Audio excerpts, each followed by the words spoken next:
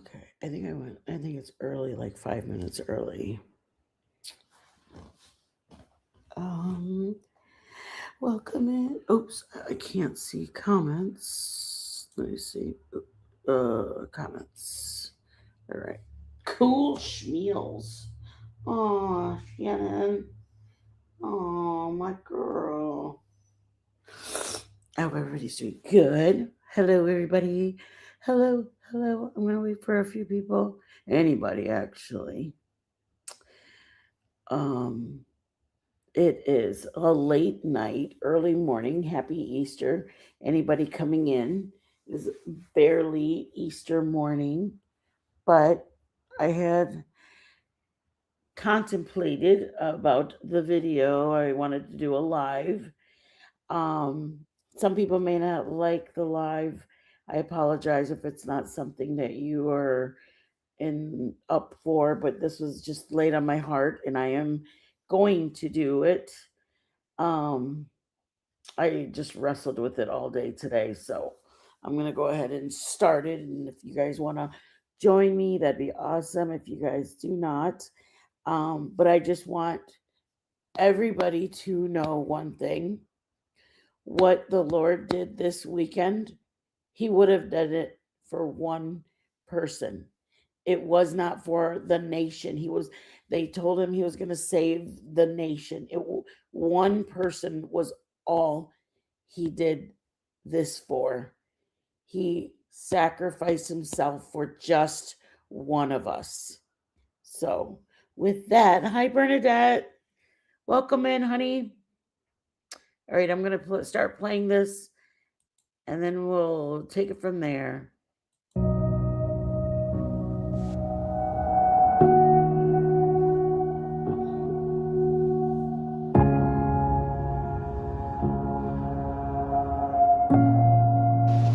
They first took off his clothes. Then they took long leather thongs with steel pellets or lead pellets on the end and beat him across the back until he could hardly stand up. Then they put a crown of thorns on his brow and his face was bleeding. And they laughed at him and they spit on him and they mocked him. And with one snap of his finger, 72,000 angels had already drawn their swords ready to come to his rescue and wipe this planet out of existence in the universe. And Jesus said, no, to this end was I born. I just think so much when I'm watching this, watching it and thinking about my own son, just imagining what this mother could have felt like watching her son be treated and tortured. It's just so different. I mean, if you have a son, it's so easy to place your own child there. And I don't know how. Only thing I know is that she was in her heart. She knew obedience, and that's why she did it, because she knew that this was his plan. He was intended to do this because she had already known that was why she had him. She had him for this purpose, and that's the only reason she held herself together, because she could not stop it, not because she didn't want to, but merely because she knew what his purpose was for. He wasn't just another revolutionary. He wasn't just another hippie. He was not just another great man. He was God in the flesh. And oh, the ethics that he taught.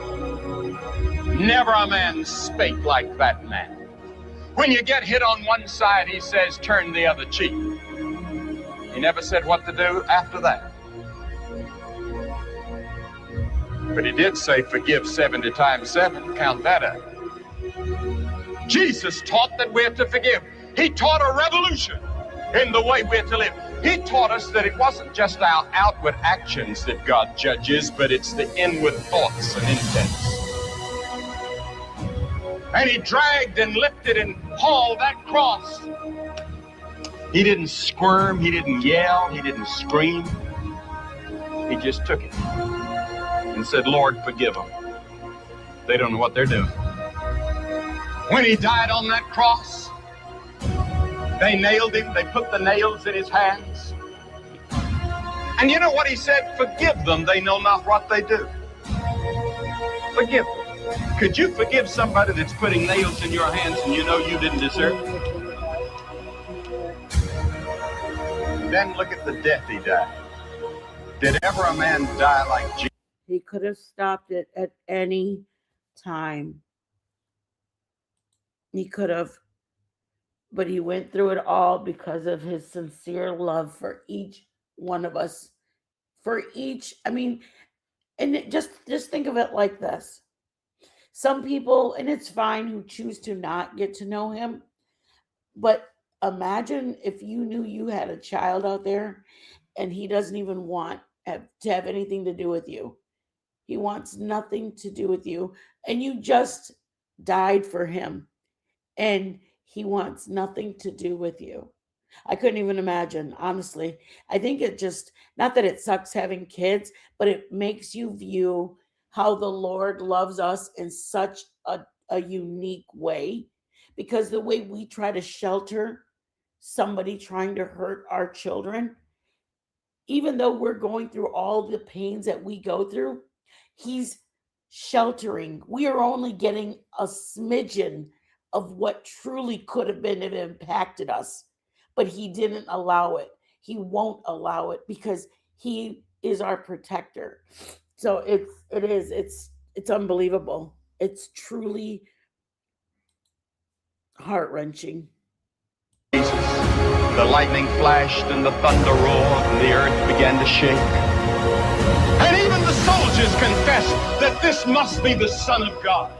Anyone that can see Jesus on that cross and not be touched has a heart of stone.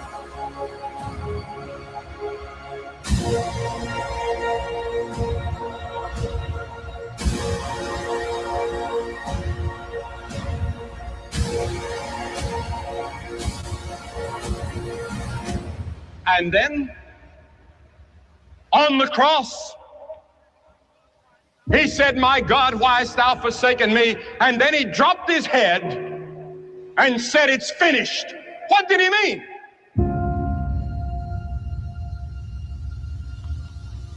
He meant your plan of salvation was finished. God can now forgive you of all your sins because Jesus had finished God's plan for your salvation. Because you see, God knows every one of you by name. He has the hairs of your head numbered. I mean, the very last sentence he said just now, he has the hair on our heads numbered.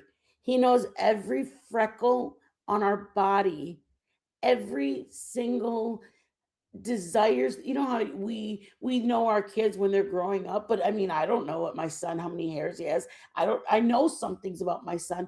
He knows so many things about us. There's so many things I could try to explain to you where my son or I will go, oh my God, I have not told anybody that. How could this be? Or this happened. There's no way possible. Just unexplainable how it happened. It's just amazing that he does have that much knowledge of us individually. I mean, like, I love my husband, but I couldn't tell you too much other than I was just so much about my husband because he's his own person. I mean, he's got gray hair. He's 6 feet tall.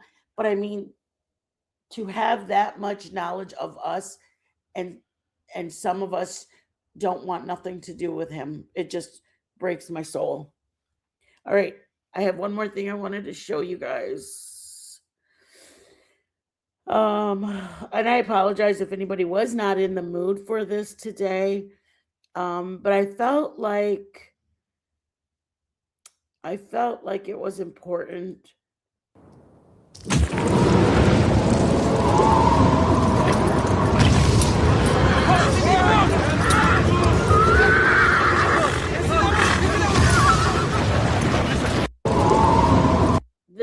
actually labeled the moment they realized they killed the Son of God. Um, how everything shifted so quickly, how it changed from from when he officially passed versus how do they know he's up there. He went out there and he basically uh he died of starvation, he died of all the pain of all the hitting, everything from being up there. He didn't just die of starvation, obviously, but I'm just saying, like, how did they know when he was? You know what I mean? I'll give you a quick clip on this. I didn't really want to play this one that much.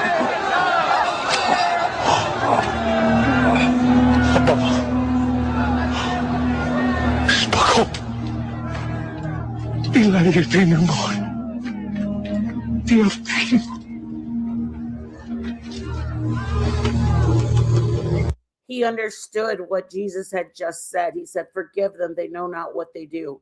He's walking away because he's doing his deed. He's making sure his job was to make sure this man was not alive at the end. And his response shocked him by hearing him say, "Father, forgive them. They know not what they do."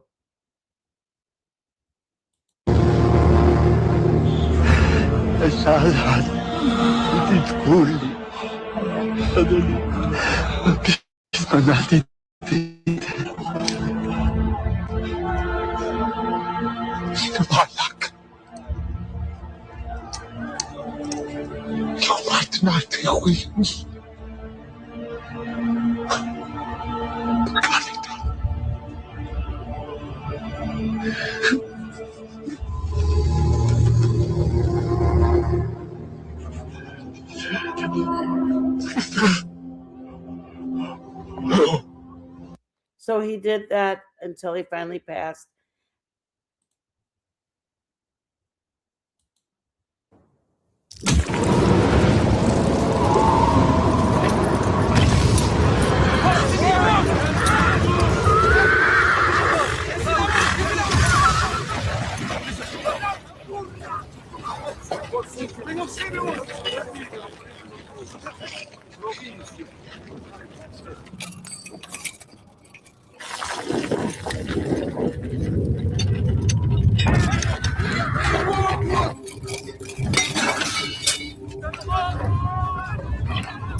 Interficideos! Milites! Rundum domestis! Celerite! Celerite!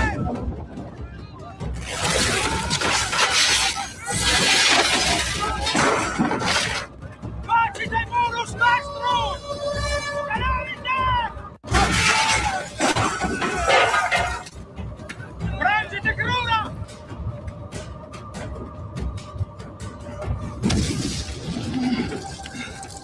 Cassius! Festina!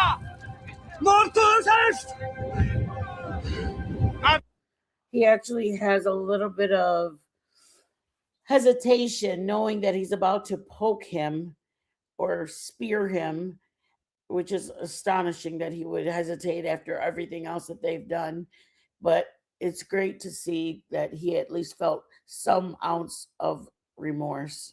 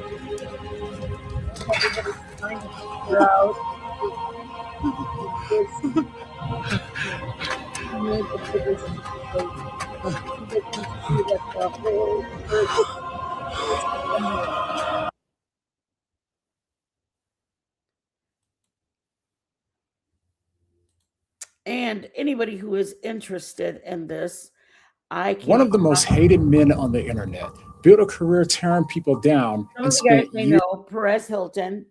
I think I knew about him when my son and my daughter were in high school, and one of them played something, and I said, "Gosh, he's just he seems so." I think the word's intrusive. Like he would say such horrible things about people, about their personal life. So I caught a little bit of him over time, over on TikTok. Once in a while, you'd see stuff of his, or YouTube, just whatever. I noticed him once in a while, and he went from like really popular to not so popular. Okay. He was basically a celebrity commentator. He would basically dig on people and then tell everybody's business. That's who this is. Now we're listening. Years mocking Christianity. Are you a Christian? No. I just am too practical, rational. Things like if God were real, then why does cancer exist? Well, you know why cancer exists. Maybe he didn't hear about the part about Adam and Eve and good and evil. Somebody must have missed that part for him. He doesn't, it's not just, we're not living in heaven down here, or no one would strive to do good so we can reach heaven. There are actually bad and good, because there was a guy who was very prideful that got kicked out of heaven, and he ended up in hell. So maybe Perez should have found out the whole story about heaven, hell, Adam and Eve, the Garden of Eden. I mean, there's so much. The Garden of Eden has so much to do with the reason why things are the way they are. And I felt kind of bad for him. But let's go back. Sorry. It just frustrates me when I hear, and there's a lot of people, there's a lot of people, even in being, this is my thing. When we were leaders at church, I will never argue the word of God. When you're hungry and you desire to know him and you desire to get in a relationship with him, I'd be more than happy to sit down with you and discuss whatever questions or study you would like, whether it be learning how to pray, learning different things about fasting, different things about holiness. But I will never, ever, and the word is never supposed to be used as a tool. We're not supposed to make people feel condemned and judged and belittle them just to save them. It's for the Lord to do. The Lord and them come into a relationship between them, that person, and the Lord. They find out more and more and more about each other. The new person, the new convert falls in love with the Lord more, and he wants to know more about Jesus. The more he knows about Jesus, the more he wants to please Jesus. It's not about you're forcing and you're yelling and making them feel judged. Nobody wants that feeling, not even the most perfect, righteous person. And there's nobody more perfect than Jesus. Nobody. And who are we? We are our own daily sinners. So who am I to judge you, your marriage, your anything, if I have to answer for my own actions? So my whole opinion about that is it's not about science, because if you want to know about the scientific way that Jesus says, then we're on you're in a book and I'm in a separate book, and we're never going to get onto the same page. Now, if you're hungry for the Lord, you can start on one end of the book and I'll start on the other end of the book, and we'll eventually meet in the middle and make our way and be on the same book, same page. But if you're believing in one way, I can't change that for you. You have to change that for you. You have to seek him for yourself. Okay. Sorry, I got to play this, y'all. I'm sorry if I got on a little bit of Bernadette. You're such a good person, Mama. All right, here we go, Perez. Knock our socks off. Yes. Group of people. And I don't need to be redeemed. But then, after Too practical, rational. Things like if God were real, then why does cancer exist? Yes. Group of people. And I don't need to be redeemed. But then, after 21 days in the hospital, Guys, I don't he need- now says that God personally Lord. revealed himself to him. God presented himself to me. It was real. And this has been life-changing. I'm so grateful. Now, to understand why this was near unimaginable, you have to understand who this man was. Bernadette, get your tissue, girl. You're going to need it, mama. You're going to need it. This was near unimaginable. You have to understand who this man was. Why are you so mean? He's disgusting. He made blog posts calling Adam Sandler's children fat and ugly. At its peak, Forbes named Perez Hilton the #1 web celebrity in the world 3 years in a row. His blog was pulling nearly 9 million views per day, and for over a decade, he was one of the most powerful voices on the internet. And he used every bit of that power to tear people apart.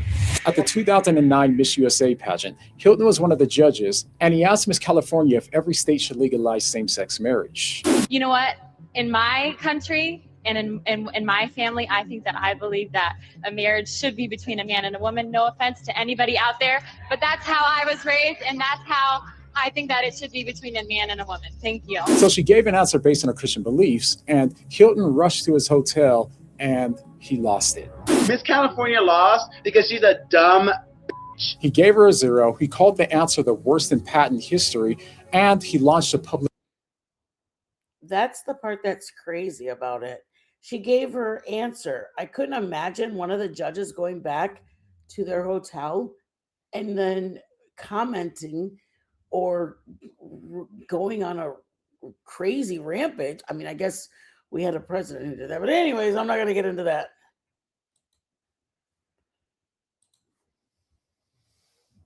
The campaign against her, all because she expressed her Christian beliefs on a national stage. I can only say to him that I will be praying for him. And I feel sorry for him. I really do. I think that he's angry. I think that he's hurt. Okay, but here's where it gets interesting, because later when she was asked what she would say to him if she could, she said something that in hindsight hits different. She said he needs Jesus. But when it comes to God, his answer has always been clear. He made videos celebrating how he evolved past being pro-life. He treated leaving faith like it was intellectual progress. And then came this recent interview. Are you a Christian? No, I'm a believer in science. I just am too practical, rational. Things like, if God were real, then why does cancer exist? There's no factual evidence that there is life after death. He didn't believe in God, didn't believe in life after death. Can you believe he had that answer after holding? He has 2 miracles. He has children. I mean, obviously he didn't give birth to them, but still, you're holding miracles.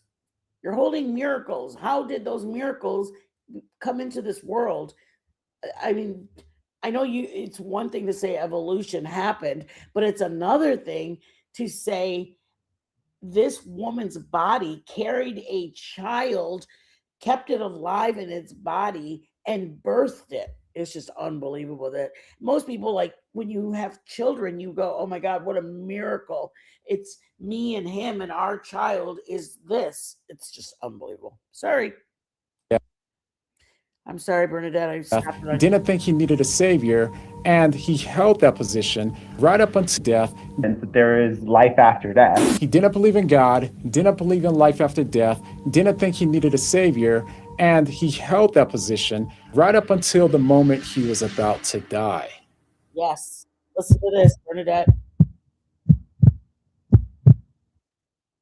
It started with the flu, and within days, he developed an ulcer which tore a hole through his stomach lining. Doctors spent 5 days trying to find it, but couldn't. And when they finally went into surgery, they found infection everywhere, surrounding his internal organs. The infection kept spreading, his lungs filled with fluid, and one night his heart became so unstable that a rapid response team had to be called into his room. And on top of that, I think I saw somebody on TikTok that had shared one of his videos, and this is while he was still sick, Somebody said, please, we're asking for prayers. If anybody's a praying person, we're asking for prayers for him. And he kept saying, I don't want to get into what's wrong with me. And a lot of people nobody knew what, they just knew he was very sick, and he looked very sick. It was a very crazy to see him in that condition. While he was in the hospital, he developed a second infection. Now, he eventually pulled through, but when he was finally able to talk again, he got on camera to tell the world what happened to him in the midst of all of this. One of the most special things about this experience is that God presented himself to me. It was not a feeling. God presented himself to me. And I grew up Catholic. I was baptized, had my communion, confirmed, went to Jesuit school for 7 years, but I was never a believer until now. You make your first communion when you're 8 years old or in second grade. You make your confirmation. You're basically confirming your walk in the church. At the Catholic, there's 7 sacraments. I used to be Catholic. I was actually a Sunday school teacher when I finally ended. But anyways, your confirmation you make in 10th grade. You basically go on a one-on-one, usually a retreat. We went to Notre Dame because it was a Catholic college, and you just like you do confession. They start teaching you how to go to confession and what you're expected when you go to confession, and you just learn the relationship, a walk. Some people just, and then you have your marriage, and then that's all until death. Death is your last sacrament. So you do everything from birth, baptism, and then, your first communion, your confirmation. That's what he's talking about. He went through all the steps. He basically learned about Catholic as a whole.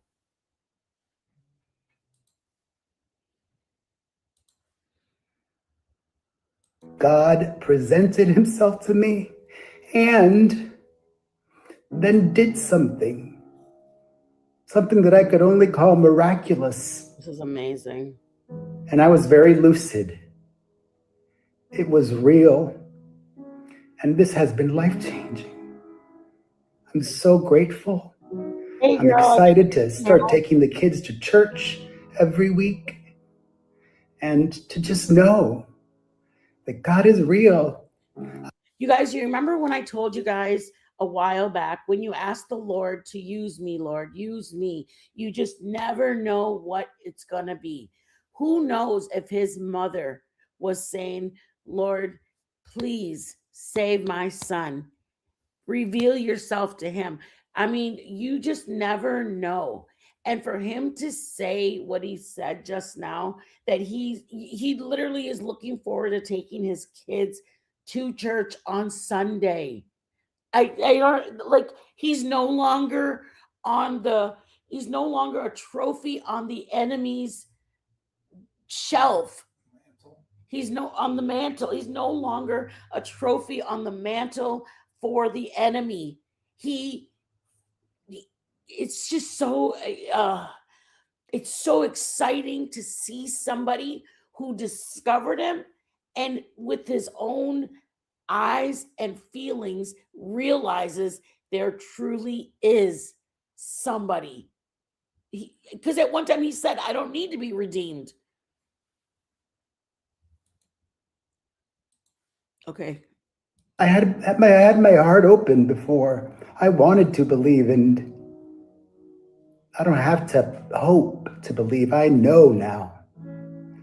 I'm so grateful. But not everyone was excited to hear him say this. When Hilton started talking about this with his co-host, it didn't go the way that you'd hope. Sorry, I don't mean to get emotional, but I've talked about this before. I made so many mistakes in the past, and I own them, and I regret them, and I'm ashamed of them, and God has forgiven me. And I know you don't want me to talk about God anymore, but God has forgiven me. I don't think my brain's capable of dissecting this or figuring it out or saying some wacky shit in the Bible means anything. I don't believe any of that means anything. I've said it a million times. I don't know about God and Jesus and all this other wacky shit. It's all nuts to me. The man. I mean, let's keep in mind this is a grown adult, a grown man. Let's just forget this is your, let's say he's your friend, co-host, colleague. You're an adult. All you have to say is, wow, that's pretty great. It's good to see that you're healed. I still probably am going to need more proof. He doesn't have to be so nasty and calling it that wacky crap. It's so unprofessional and rude. It really is. Aside from the fact, like, fine, you don't have to know Jesus, like Jesus or anything. You can still be a decent human being. You can still be excited that Perez is excited, that he looks pretty excited. I know I'm just going to knock him off his little mantle. Hey, are you related to somebody? You know what I mean? Like, that's like telling somebody their prayers aren't given genuinely. Nobody wants somebody that's that cruel and mean. And you're a professional. You're an actual adult person. It's weird that he didn't put some kind of weight to it that his friend or his coworker that he was with all the time. Yeah. You know, he worked with him all the time, and it's like, whatever. Yeah. Like, you should put some weight to it. That's your friend. It's not some whack job that you don't know. Yeah, you're right. You think is a whack job. Like, you're excited for him because now because you know him personally. And you're going, wow, dude, you must have one heck of an experience. And to see your friend that excited about something. Yeah, he's healed. Yeah, he's healed, saved and healed. Yeah. All right.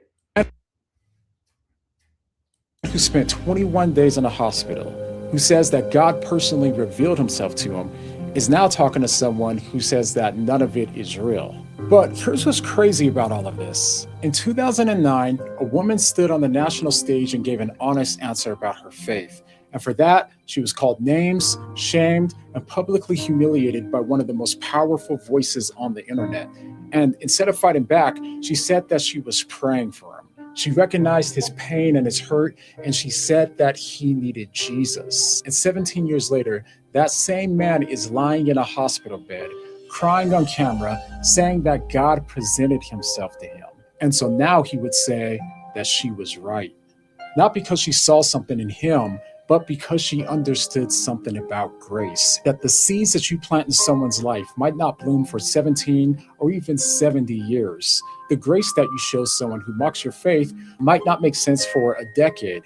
And the prayer that you've been praying for someone who seems completely unreachable, God hasn't forgotten it.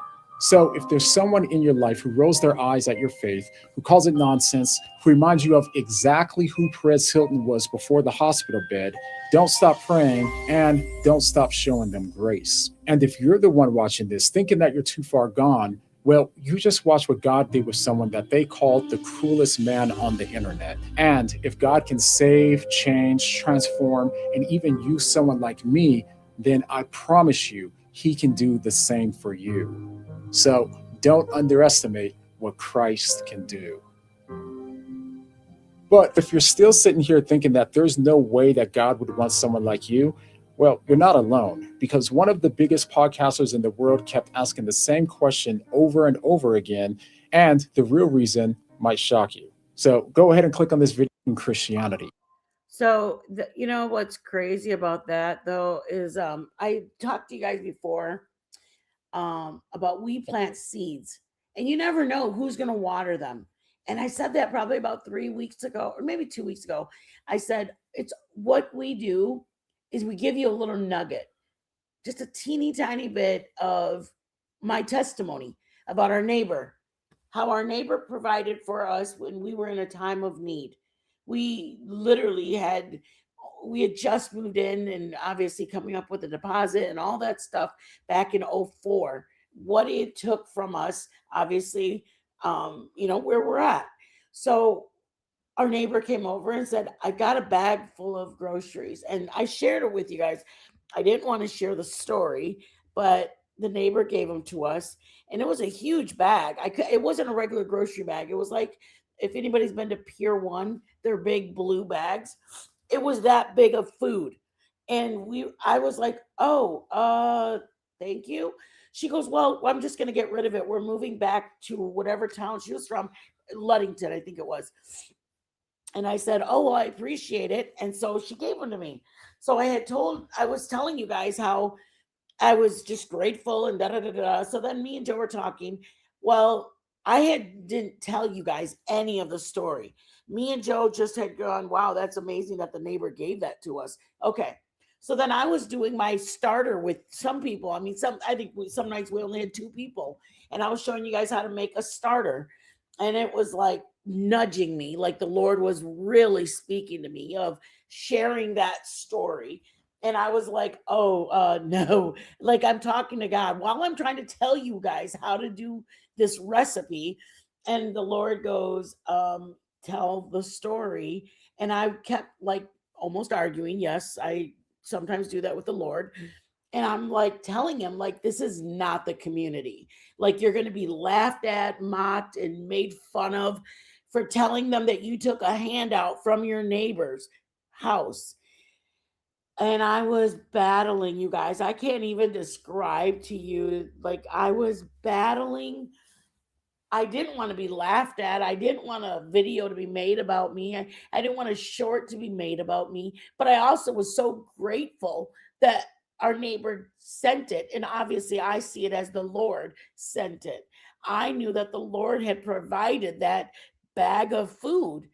So how can I sit here? He's telling me to share that story. And I'm telling him, no way, I'm not doing that.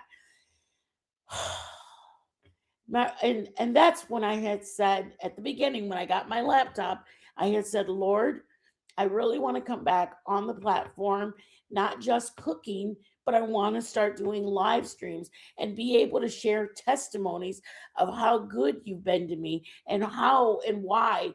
Because some people have asked how me and Joe have been together so long or whatever.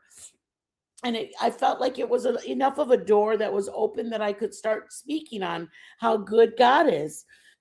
Yes, crazed. And so the Lord told me that it wasn't for me he did it, that there was somebody that would be watching that needed to hear that he was a provider. And that's when I shared the story, it was planting that seed for somebody. Whoever was listening, I was planting the seed that, did you know you can call on him? And if you're ever out of groceries, out of money while you're trying to deal with your finances and you're trying to pay your bills, you needed something. He wanted me to share the story of how the neighbor had given them to us. And I truly knew it was a blessing, but I just wasn't ready. I just needed to humble myself. But obviously my flesh didn't want to humble myself because I was too scared of what I would get kind of kickback from people laughing. And then when I realized, when the Lord said, I didn't do it for you, I did it so you could share that testimony, I said, well, then who am I? Then how dare I stand in the way of somebody needing to hear what they needed to hear, and me and my pride not wanting to be embarrassed. So I realized I needed to share the story. I shared it. I was crying during the live. You guys were probably looking at me like I was crazy, but I was crying because the Lord revealed to me that he needed me to share it because somebody needed to hear it. I was crying because I was embarrassed that the Lord had to humble me and remind me, if you say you want to be used, then this is what it's going to take.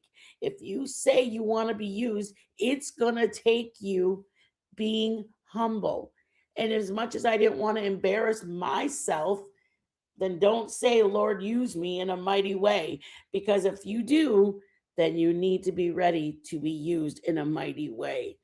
And I'm grateful. By all means, I'm grateful for the community. I'm grateful for my channel. I'm grateful for the people I've met. But I also know that I want more people to know about him. And that's what made me realize it. The more I saw the other person on that channel disgrace the word Christianity or Christian or godly or anything in reference to who the Lord is, I knew that I can't view coming live as I'm going to review and drag. I'm going to review and go at her, because that was not what the Lord, that wasn't my deal with the Lord. My deal with the Lord was I was going to introduce the community to who and what a Christian truly is, who and what he is. That's what I was going to do.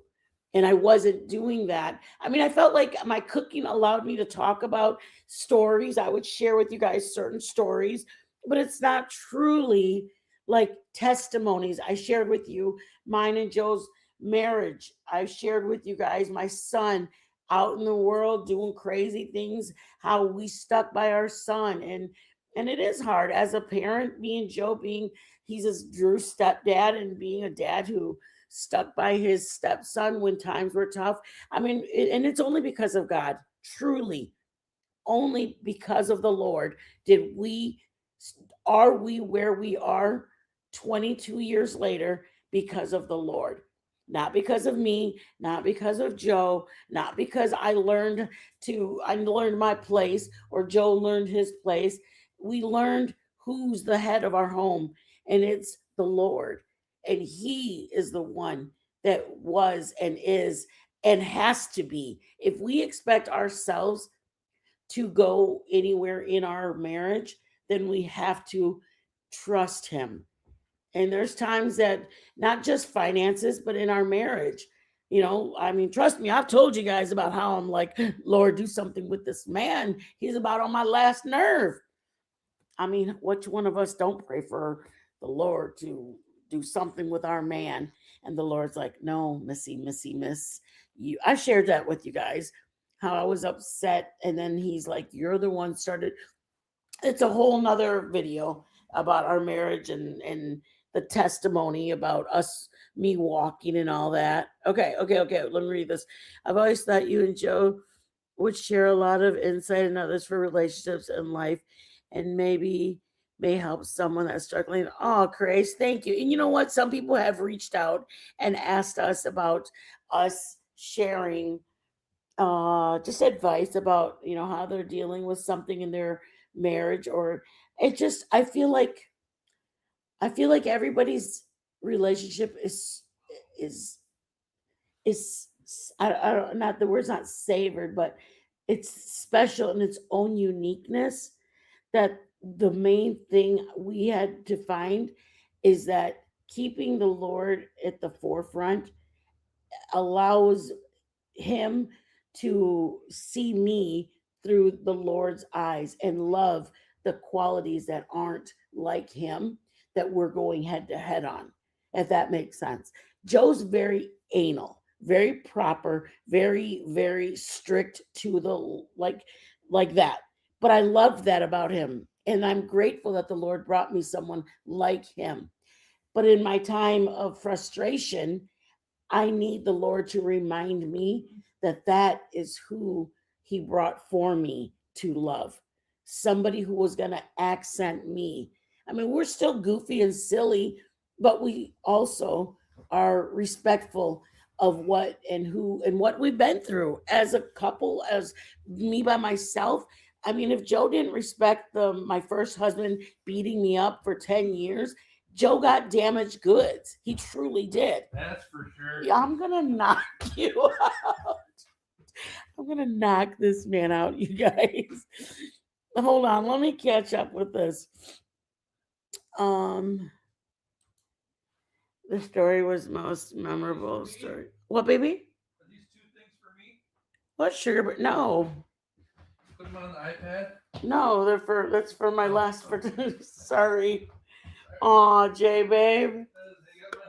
Oh, stop it. You're gonna pain free, but it's okay. You're gonna it's all good, honey. All for you, none for me. You're like, are these for me? Stop it. You're making me feel bad. Let me read this, babe.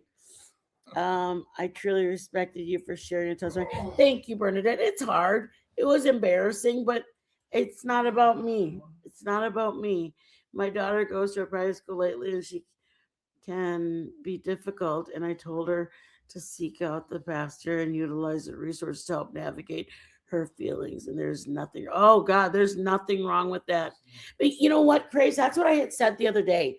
I mean, I'm grateful my daughter has a master's degree. I'm grateful my son is a master mechanic with Chevrolet. But guess what? I wouldn't care if and what they were.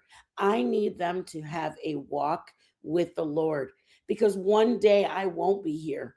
One day they're going to get a phone call that's going to be that I've passed away, and they're going to have to seek him. And I want them to already have a relationship with him. I can't afford for my son and daughter to not know who he is when they get a call that their mother's gone, or that something, a job at work. They need to know that there is somebody that they can go out to, cry to, everything. There's a God that will be your everything. That's why it says that I am the I am. I am everything you need. He is a provider, a comforter, a shelter. He is what you need in the moment of it. When me and my husband were going through we were together, and I had shared with you guys our marriage, and we were already calling divorce attorneys in year 2. We called, I didn't, I was in for the long haul, and I'm just kidding. It had just been 2 years in, and we were done.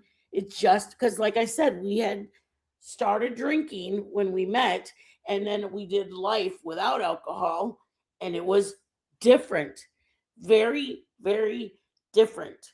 And we both made up our mind, like, we're just not going to do this. It's not working. And I prayed, and that was after me, I said, Lord, why is he acting like this? And he said, you're the one who started sleeping. We had 5 bedrooms, and he explained that I was the one who slept in that other room.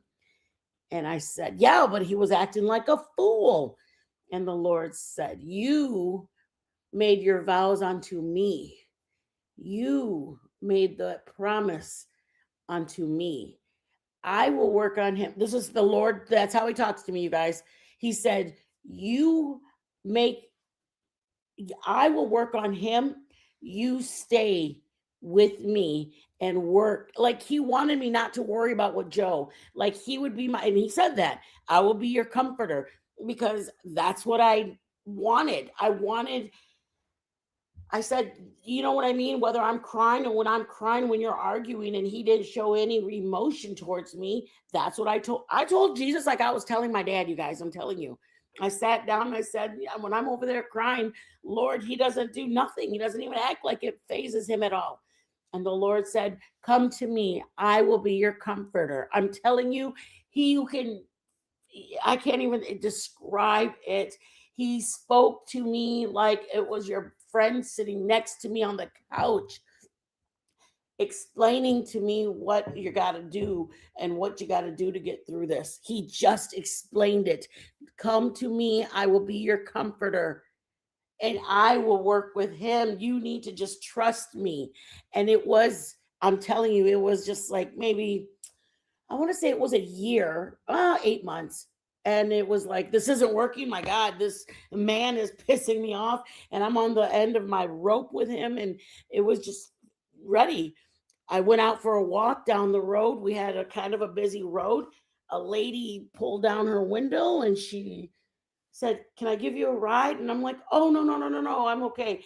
I had just gotten back from women's prayer, and I was just crying out, like crying. If anybody has go into their like praying moments, I was just crying out to God. And I was like, Lord, what about me? What about my prayers?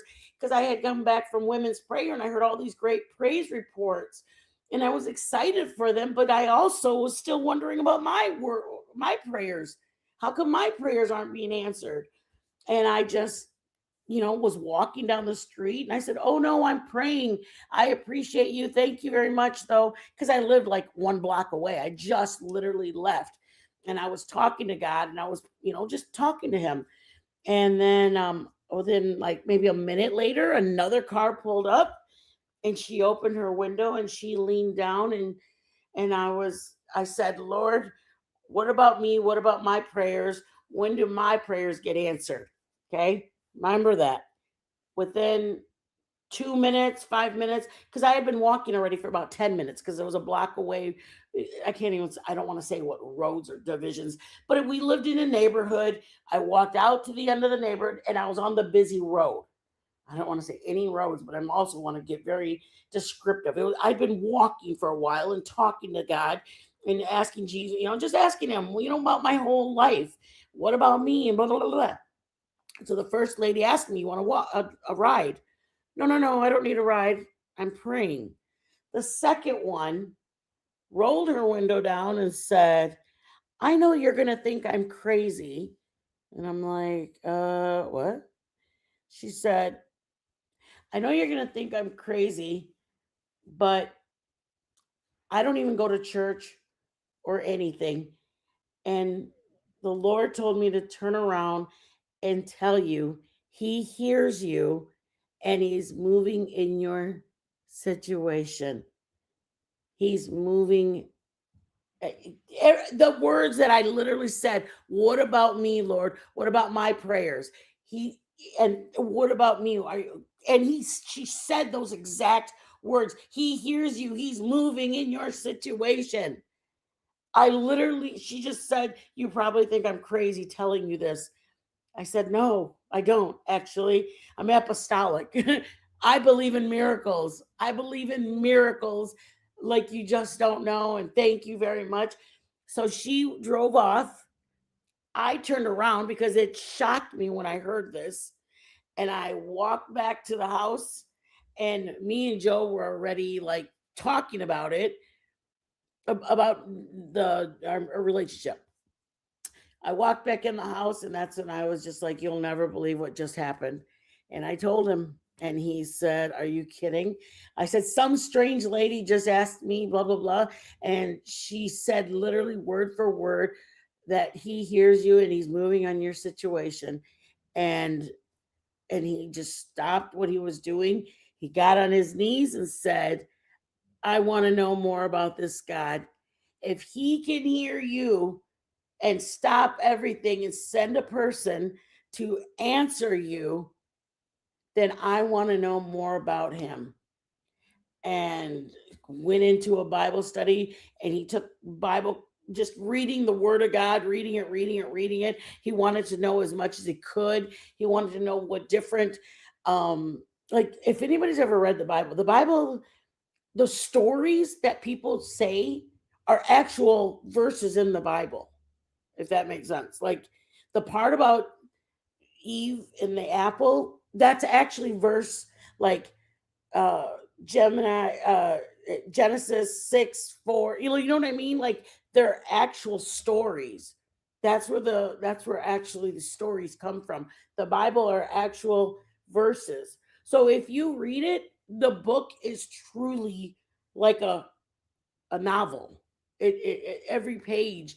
I mean, they emphasize different things in different books, like Psalms and Proverbs. They emphasize things in them, but the Bible is actually stories after stories after stories in there. Oh my gosh, I lost. I'm sorry, Crazed. I almost called you your first name again. And to understand and get us to God. Yes, Crazed. I love that. They do. We need them to. I always admire the respect you both have for each other and love and work. Aw, thank you so much, Crazed. I feel weird calling you Crazed, girl. I feel like I'm calling you like crazy. Joe's extra, right, Crazed? I'm done. That is the perfect relationship to have with the Lord. Aw, yeah, Bernadette, it really is. It's a blessing to have that. It truly is a blessing to have the and that's why I try to tell a lot of people when they said I don't know how to pray. And I said, you know what? Just start with when you're cooking dinner. Just kind of whisper, kind of talk. If nobody's there, talk out loud. If you're fixing your hair, putting your makeup on, just start talking to them. When you're riding in the car, just talk to them. Talk to them. You know, I suggest thanking them. Start off thanking them for waking you up, thanking them for starting your car, thanking them for getting you out of the house, thanking it. Yeah, of course. Of course. If you think of it like you're talking to a person that you really respect here, you know, that you know. If you can talk to that person and you have reverence for them because you like the way they are, you like the way they handle themselves, and you respect them, you know, like crazy respect for this person. That's how you talk to God. That's how you talk to him. Just like he's out here, but you have such respect for him, but you still talk to them. You know what I mean? Yeah. You listen to them and you're trying to get advice from them, or you know what I mean? You hang on to their word. You hang on to their words, and that's how you got to talk to God. That's the simple way to put it. Yeah.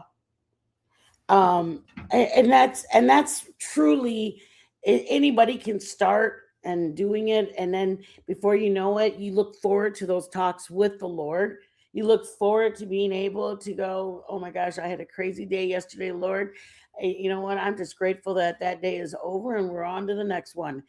I will suggest one thing: never pray for patience, because what the Lord does is he gives you things that will test your patience.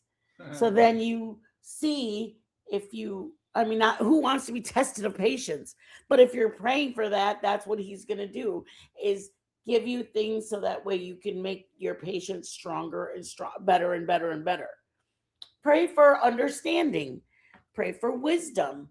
Pray that you have a more empathetic heart to your coworkers. Pray that your neighbor, if they're always alone, that they get visitors this weekend, or that you can be of aid to them. Barbecue and you want to be invited. Yeah, yeah, or pray that they're having a barbecue that you get invited. This is inserts from Joe. Oh, I'm sorry, I missed this. Because they make great brisket. Joe, stop. Anyways, I know that I knew that I wasn't going to get too many people in showing the video we played, but I felt like, well, let me tell you what happened is I watched a video, and I was baking today, and I was baking, and I was just kind of in my moment, just talking to the Lord, like wanting to just get his view if I'm doing okay, and if there's things that he would want me to touch on and be more specific with. And then I just found that video about Perez, and I thought, God, that's so amazing. And then I came over here, and I remember him. I remember watching him a few times. Thought it was, his podcasts were kind of cool, or his videos. Yeah. And then he started talking about how he felt. Yeah. About, Well, I just don't like that he would go off on it. And then I went, no, you know what? I've had enough of you. I mean, you seemed really cool until that moment. And it's like, you have your own beliefs. But, well, that's just it. It's one thing to have your own beliefs, and it's another thing to purposely ask questions so that you're hoping to get them to answer a certain way. Yeah. So anyways, long story short, I had said, wow, I told Joe about it. I was crying and just telling him how beautiful it was that he was saved, and that his view was different now. And I started just, really just reading different, anybody would know. There's a guy, Lee Stone King, and there's some people. Anyways, I knew it was Easter weekend, and I wanted in some way that I could say, you know what? I personally don't want to do any preaching. I'd rather share testimonies. The Lord we've been in the church. I've been in the church my whole life. I've been Catholic up until 08, and then from 08 or 07, I transitioned to apostolic, and then I've been apostolic the rest of my life. But I do want to share a story really quick. I want Joe to actually. Or I guess I could. You're drawing, aren't you? I am drawing. About your job. So Joe, this is just a small little story real quick about Joe's work. He works in baby formula and, well, he did. He doesn't anymore. Bible according to Joe. Exactly, Bernadette. So Joe works with baby formula, and they're very, very, very, very precise, as they should be, about everything. You have to change your shoes in 3 different locations.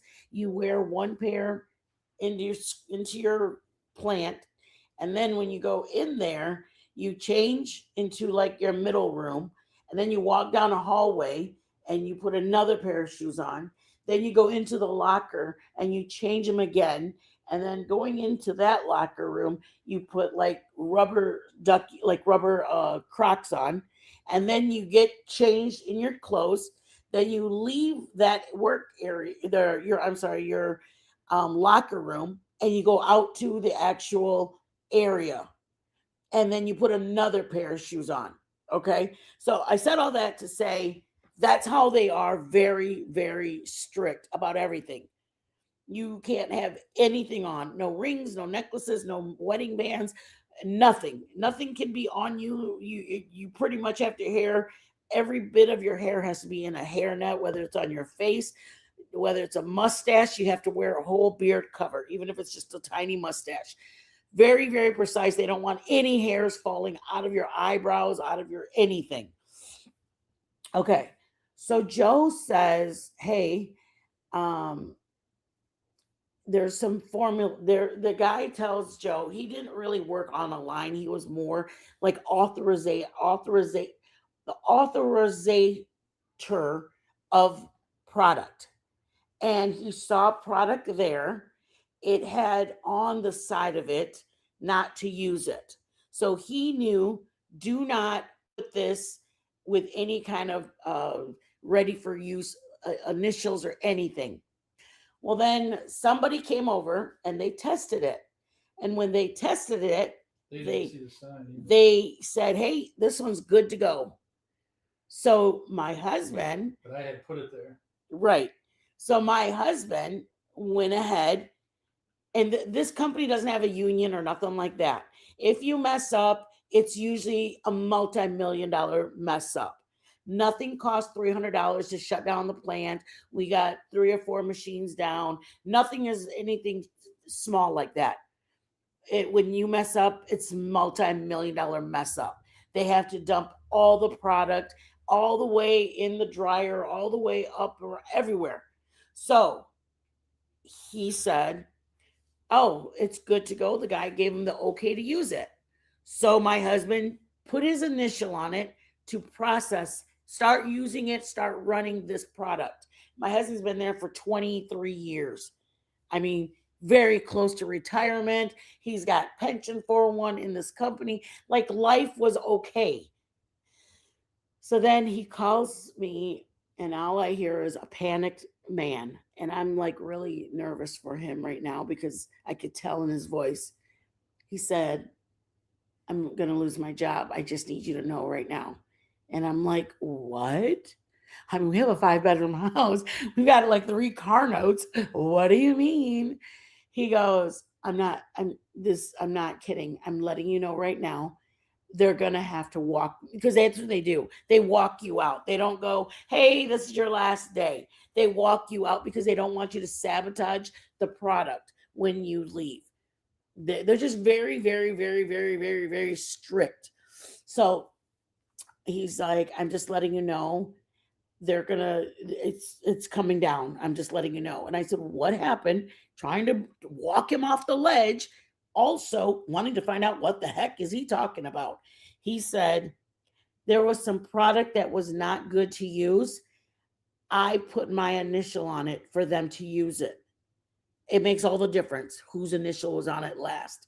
If the other person's initial was on it and said not to use it, then why did Joe take it and put his initial on it to use it? See where I'm at? So Joe's initials were the last ones on it, and it got used. And they went through 4 or 5 cases of it. already. And I said, what does that mean? And he said, they're going to have to shut it down and clear out all of this stuff. And I said, okay. And he just started praying. I know people think that's crazy. He started praying and just said, Lord, I need you now. I need you like I've never needed you before. I've got children. I've got a wife. We've got our home, and we cannot afford to lose my job. I just need this job. Okay. Fast forward. He comes over there and he's like, the guy asks him, hey, you going to bring that other skid over here or we got to finish using it? And he said, my husband at this time is saying in his head, he's going, this isn't supposed to be used. And they go, why isn't it? And they said, because Joe said right here, it says not to use it. He said, oh, no. Somebody must have forgot to initial it, but it's good to use. You're all good. Don't worry about it. Literally, my husband fell over. Nobody forgets to initial. Nobody, because they know that the importance of initialing. Somehow, some way, somebody miraculously forgot to put the initial. Go ahead and use it. So you're good, man. Don't worry about it. My husband said he had already had his locker cleared out. He knew that this was it. I've lost my job, 23 years in a place, and I'm going to lose everything right now.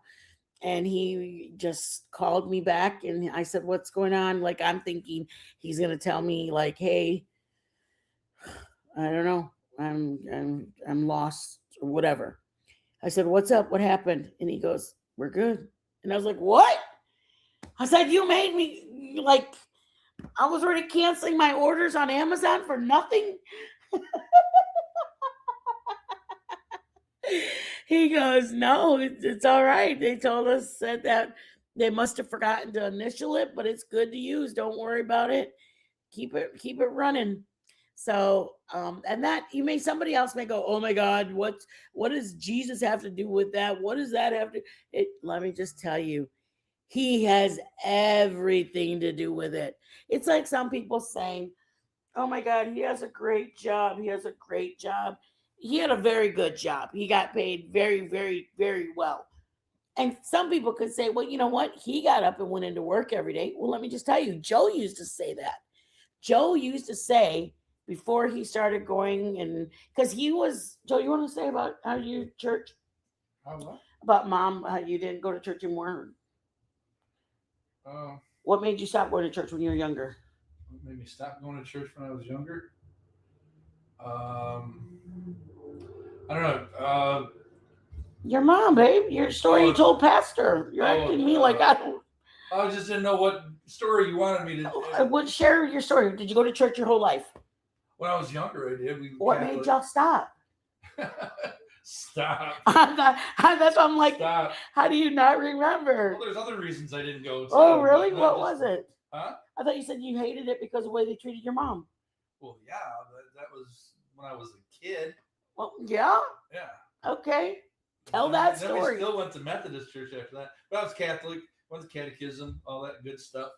And my mom was devoted to the church. She's an artist, and she would always be touching up the statues. If they had chips or whatever, she would fix them.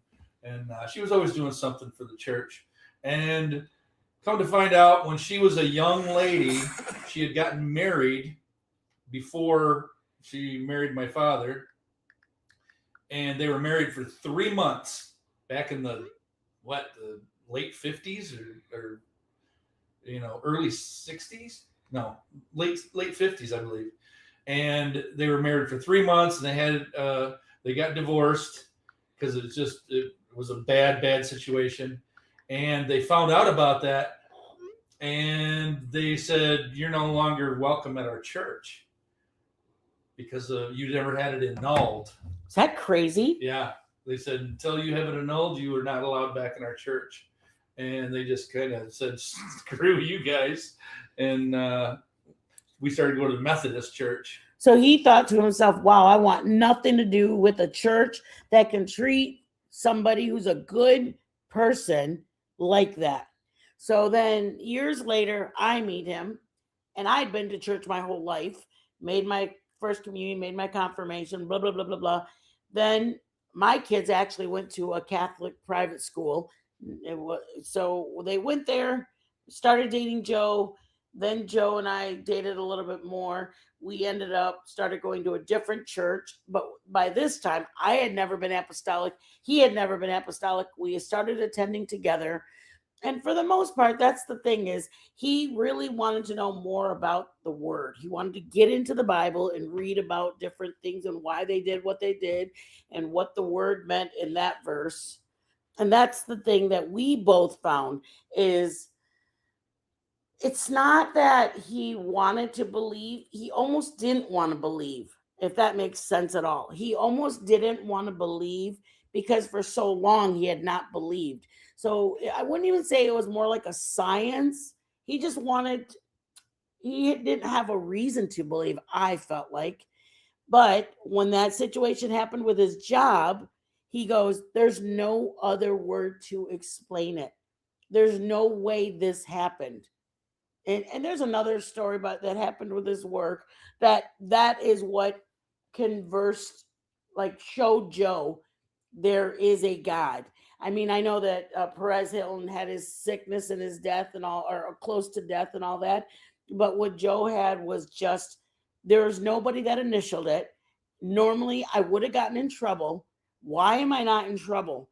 Because somebody forgot to, and it just didn't make sense to him. But anyways, we have so many things that we've gone through that the Lord has done little things to show us, our own trials, aside from being a stepdad to a son. It's very hard being married, two different cultures coming together. It just really calls on you. If you can try to do it without the Lord, I mean, there's many people that try to do it and don't do it. We just tried to do it for a little while without it.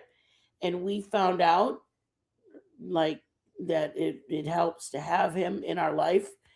It brings both of us,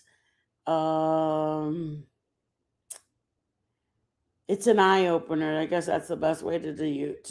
Once you know how good he is and how good he has been to me my whole life, how do I not show you that respect and get to know you better? Does that make sense? How do I not? You gave me, so much. How do I not? Anyways, I'm gonna I wanted to show everybody the videos. I hope you guys, whoever watches it, just take a little bit in. The Lord did all that stuff for just one of us. For just Bernadette, he took all them stripes on his back. And did anybody know that? Do you know that there's, how does he say it? The number of stripes that he took on his back are the exact number of diseases that are in this world. Do you guys know that? Okay, guys, thank you. I know it was just not fun and juicy, but it felt very, it's a holy weekend for me. And I rejoice on the night of right now that tomorrow he is risen. And because of that, we have the ability to be forgiven and have eternal happiness and joyous. And I'm just excited. It's a great day tomorrow. And I pray that everybody has a great, great weekend, a great holiday, and have a blessed day, guys.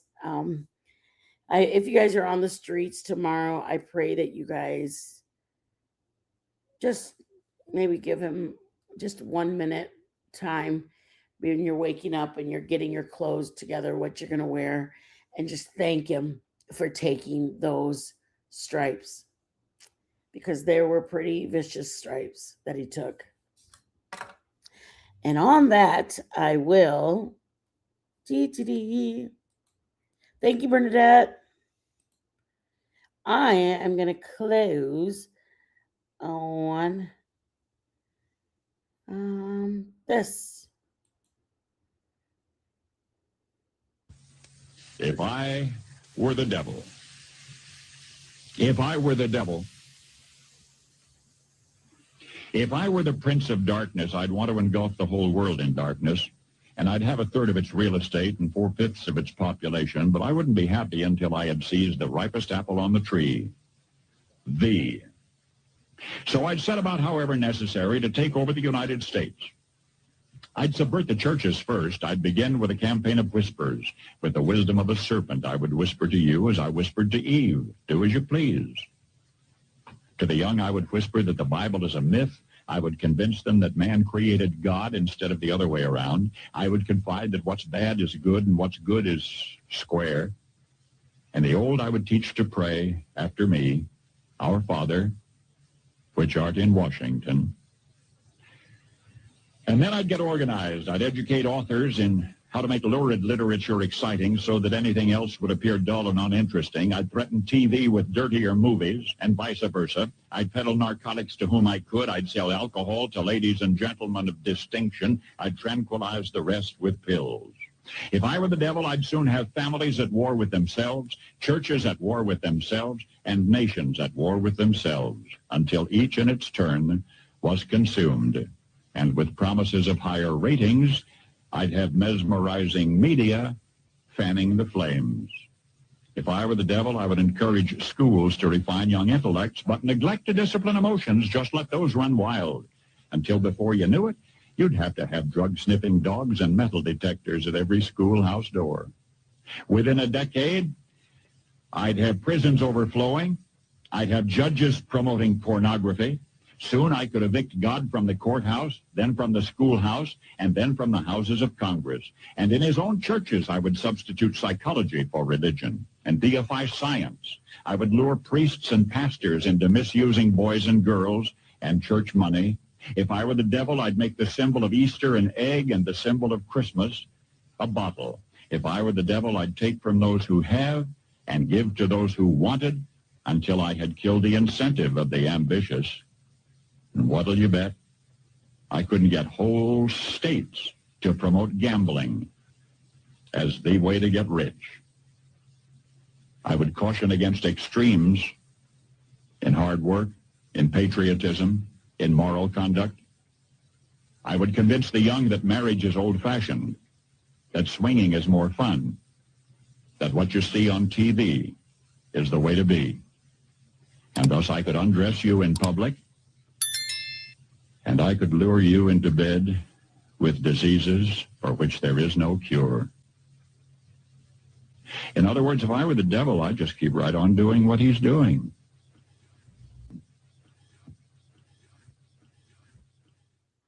That was in the late 50s. Yeah. Late 50s that was recorded. Oh, it says it right on top. Original 65. 65. Late 60s, I mean. Yep. Late 60s. Anyways, I know this isn't the normal channel to have in this community or to have in this area where there's so many other things catching up on different drama and gossip and all that. But I told the Lord that I wanted a place that I could reach people. And you just never know.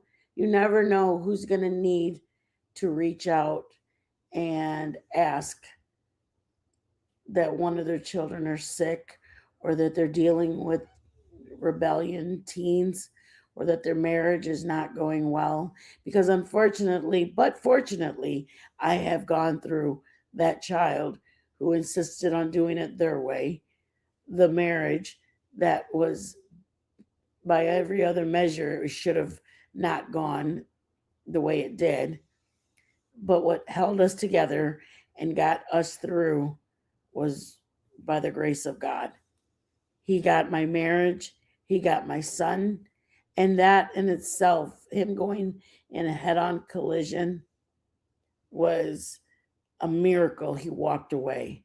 It truly was a miracle that he walked away. Having Joe be a stepdad, that obviously a teen boy, is very hard to be a stepdad to a teen boy. You know what I mean? It is very hard. They just want to do things their way. Are you the one that ruined it for my dad and my mom?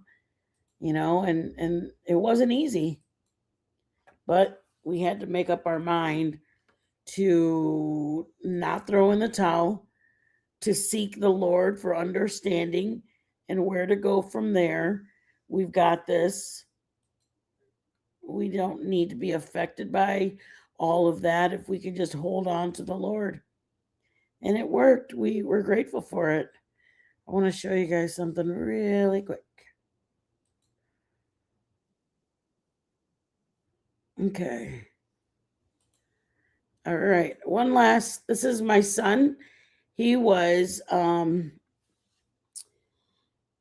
I say moms, dads, all of us, we have the ability to plead the blood and to pray for our children, grown up or little kids. My son was, I don't want to start crying. My son was 29 years old, and I had my earbuds in, and my earbuds rang, and it told me so-and-so's calling. And I tap it on the side, and I had my phone in the other room because I was doing laundry, and it answered. And my son was in my ear, and he said, "Mom, help me." And he's crying, and he's saying, "Please help me, Mom." And I'm running everywhere in the house because I couldn't find where I put my phone down. Because for me, I guess having my phone in my hand to talk to him, I would have been able to understand. But actually, it made it worse. Because when I got my phone and I looked at it, my son was staring at me with blood coming off his head. And he was begging for help. He had gotten into a head-on collision, and he hit his head on the windshield. The motor came into the inside of where his legs were. And the windshield, the glass came down, but he had a metal band on his arm. It was an Apple Watch. And the Apple Watch detected the impact, and it called 911, and it called his emergency contact. And his hand didn't get severed from the windshield falling on it because of that watch band stopping it. The motor didn't crush his legs because it went to the passenger side. When it went into the car, it went into the passenger side instead of the driver's side. My son ended up walking away from it by the grace of God. So to me, there's nothing anybody can't tell me that I know there is a God. You were the voice in the desert. You were the voice in the desert, calling me out in the dead of night, fighting my battles for me. You were my rescue story, lifted me up from the ashes, and carried my soul from death to life, bringing me from glory to glory. You were my rescue story. You are, you are my rescue story. You are,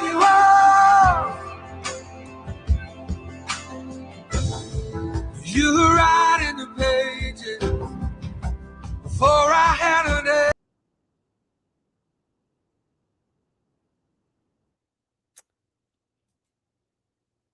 When I say I will always give him thanks and praise, because not only has he saved me, he saved my marriage, he saved my son, and my daughter lives abroad, and daily he keeps her safe.